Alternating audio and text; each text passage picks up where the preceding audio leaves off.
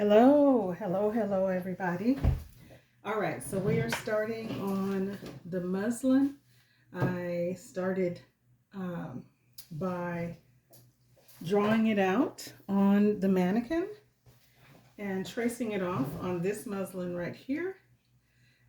This also has the seam allowance included. It's got the grain line included on the pieces.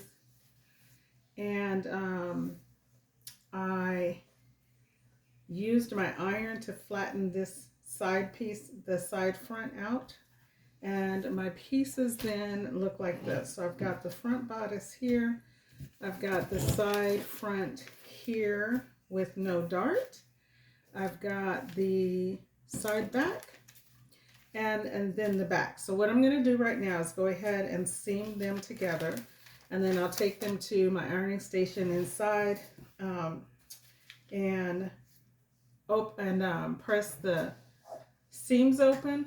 I actually am going to use this as the underlining for the whole dress. So the bodice is going to have an underlining. I'm also going to have an underlining for the skirt, which I have not yet cut out. So today we're going to seam together the bodice front, and I'll show you the finished product of the underlining on the mannequin once I get done. So first of all, I'm going to take my pieces and make sure that I clip into the notches. Always clip into your notches.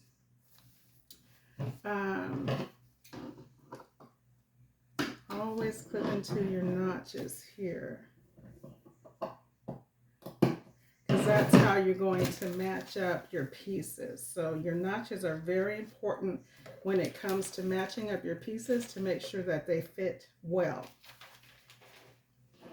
I've done that for the front already. I've just done that for the side. I'm going to clip here for, I've done this already. Clip here. Okay.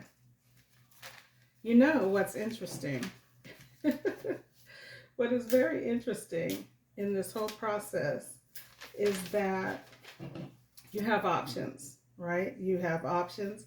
And so I'm going to, first of all, attach the side. This is a muslin, so there is no right or wrong side, but I'm going to attach these pieces together here. Actually, what I'm going to do first is put in that E-stitch that needs to be on this from, this is the bodice front. I need to E-stitch it, so there's a notch there. There is a notch here. So between those two notches, I need to put in an E-stitch so that that will fit well into the side front. So let's go ahead and do that right now. All these little pieces that need to happen when you're sewing oftentimes are not considered when you're purchasing, right? You don't think about all the work that goes into something when you're actually sewing a garment. Okay, so I'm just putting in this E-stitch right here. On that side and on this side right here. Come on. All right.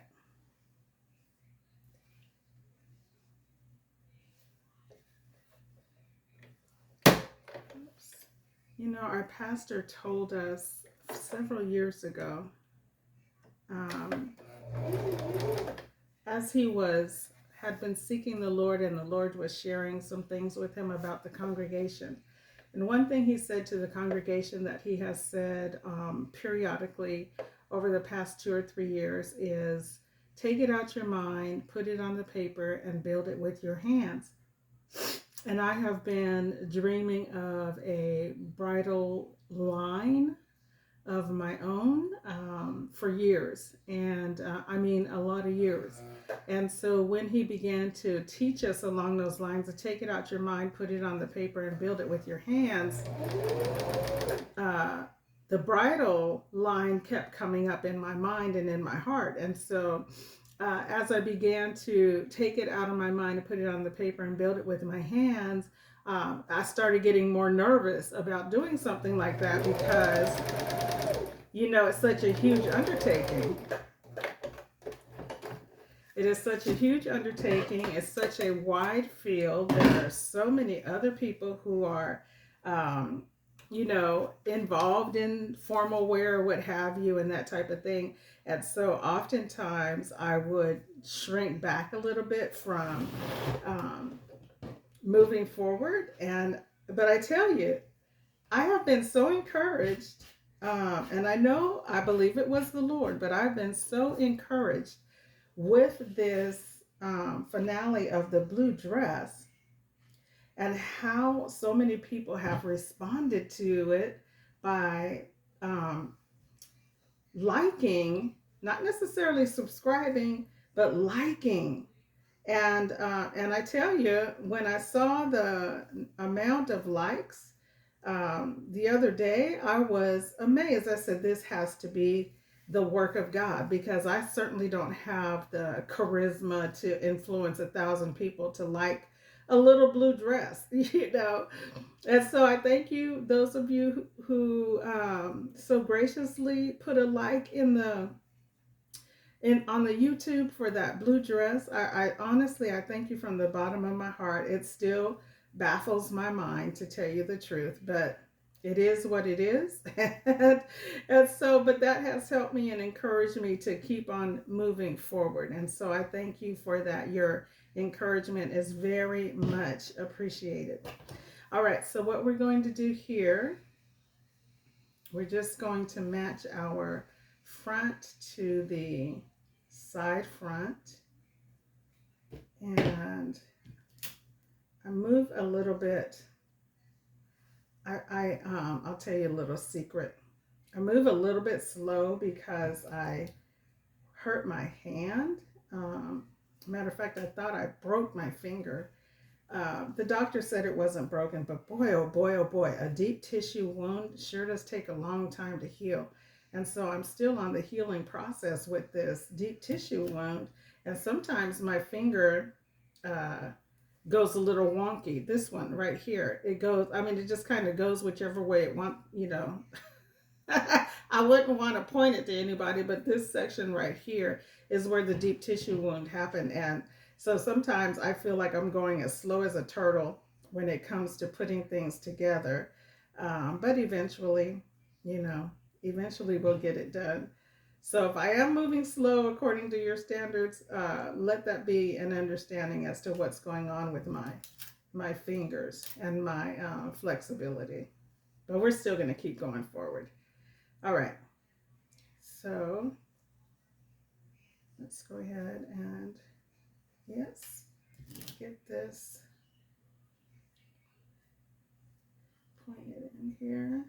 I might not need as much ease as I thought, actually, now that I'm looking at it. Let me take some of that out because it looks like it's going to fit without too much finagling here. But I'm going to go ahead and get this pinned in here and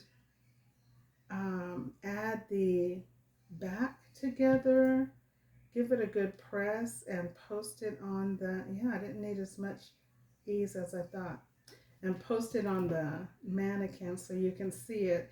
And then I'll tell you what my plans are as far as the skirt goes. Remember, this is the underlining. This is going to be a part of the final product, the dress itself. So I'm going to go ahead and put this together.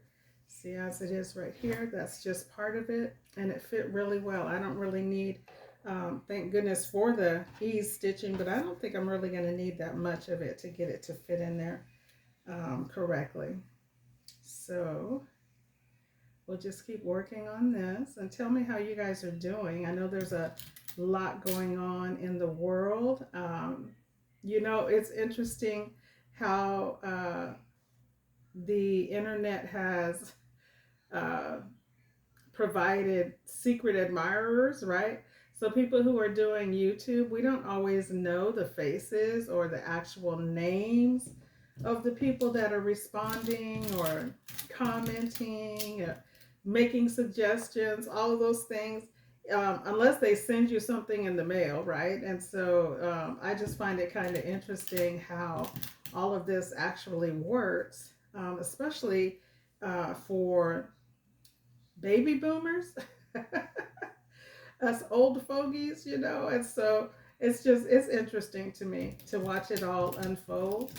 But again, I have to give respect to the Lord for moving on the hearts of people to respond um, to that blue dress. I can't. Every time I look at it, it just amazes me. My mouth drops open like I can't even believe this. I can't believe this is happening. Or has happened. It may not go beyond where it's at right now. It just might not. But the fact that it's even at that point is mind-boggling to me. All right, so here we go. Here, what I'm going to do, um, yeah. All right, I'm just going to go ahead and pin all the pieces together, including the back, all the way to center back. So this is the front. Excuse me. This is the front here. It looks good already. This is the front right here. You can see it's got a bit of a sweetheart neckline right here. And I'm just going to go ahead and keep pinning this together until I've got the back pinned on and all the way to center back.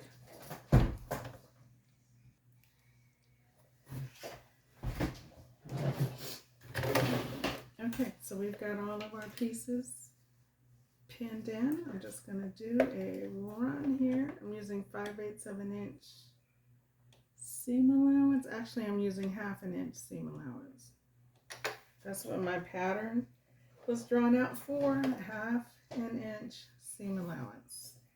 Keep that in mind because it's easy to switch back and forth, and then you wonder why sometimes you're not getting the outcome that you thought because, or me, because I might be switching my, remember to take your pins out. Take your pins out before you get to them.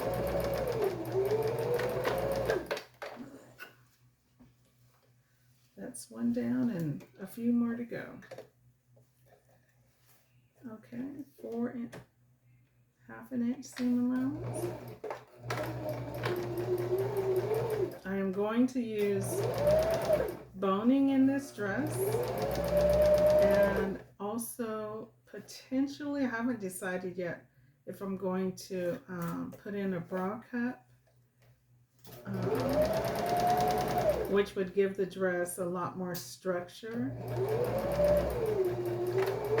It's kind of going to depend on the skirt and how much weight the skirt actually has. So I would want the skirt, the weight of the skirt and the weight of the bodice to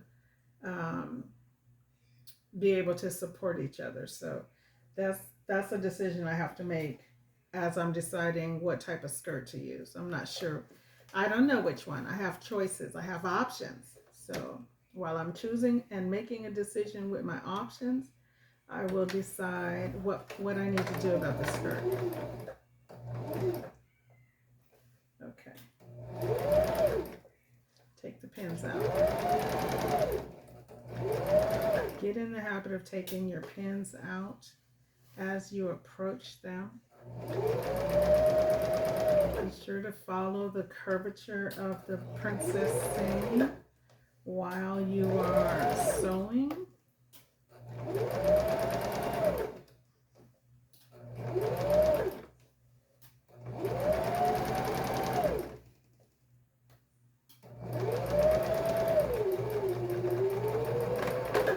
Just a little bit of a hint about my background as well.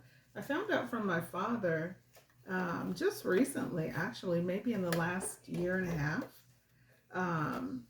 that my aunt was actually sewing bridal gowns when, I'm not going to say when he grew up, but he remembers her sewing bridal gowns for family and friends. And I just thought that was so interesting when he told me that, because I had already told him about my desire to, produce bridal gowns. And then he shared that with me. So I was like, oh, so it's in my blood, it's in my DNA. That makes it wonderful because my mom was a wonderful seamstress. She could sew anything. I mean, anything anybody wanted, she could sew it. And of course, there were some times of where, she was a little discouraged about not her work, but actually dealing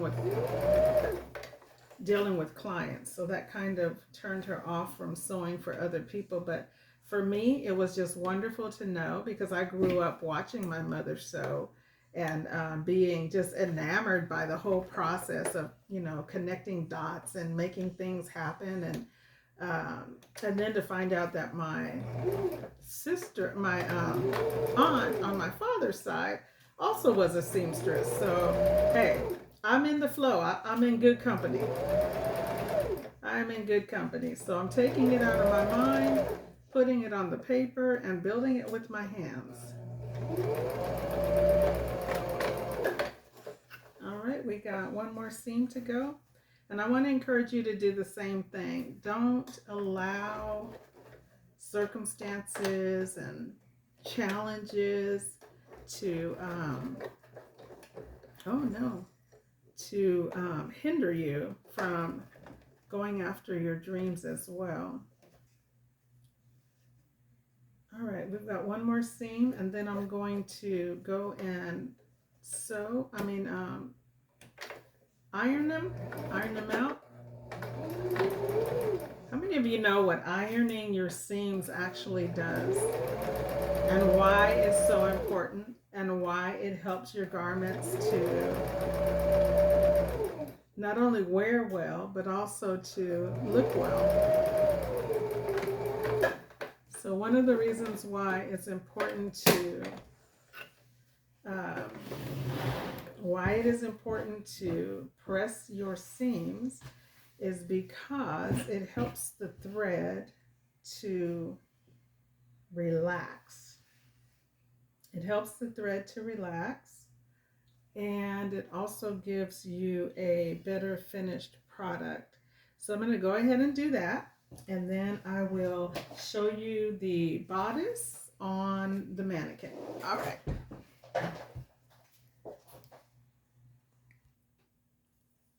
Okay, I'm at my my ironing station. Here's my iron. I'm at my ironing station, and I thought I would give you a time to sew tip. Okay, so I don't know how many of you have this item. It's called a ham. Mine has thread on it, but it's called a ham, and it helps with curved areas of garments to get them pressed out and help them maintain their shape. What I wanted to share with you, if you don't know, you see how it's got two different sides, a white side and a plaid side.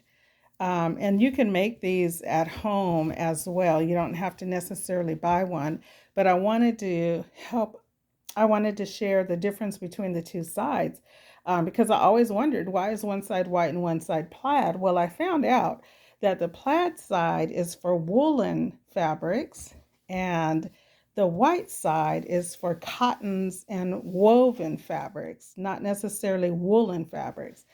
This side is for woolen fabrics. This side is for all the other fabrics, okay? So I just wanted to share that with you. I'm going to go ahead and get a good steam on the seams here for the bodice, and the next thing you'll see is it sitting on the mannequin.